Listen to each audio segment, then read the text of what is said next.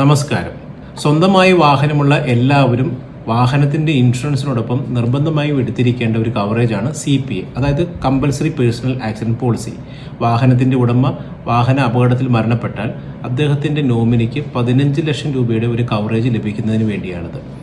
ഇന്ന് ഇൻഷുറൻസ് കമ്പനികൾ, പല ഇൻഷുറൻസ് കമ്പനികളും 250 രൂപ മുതൽ 350 രൂപ വരെയാണ് CPA എന്ന കവറേജിന് വേണ്ടി ചാർജ് ചെയ്യുന്നത്.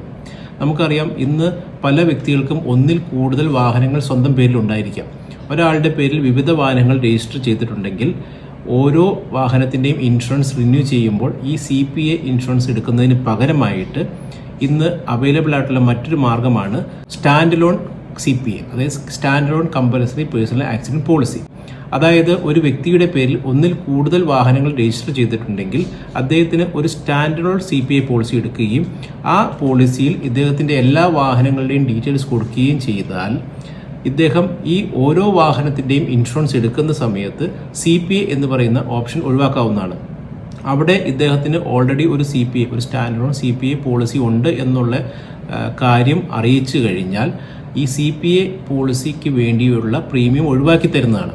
അങ്ങനെ ഇദ്ദേഹത്തിന് ഓരോ പോളിസിയിന്മേലും 250 രൂപ മുതൽ 350 രൂപ വരെ ലാഭിക്കാൻ സാധിക്കും.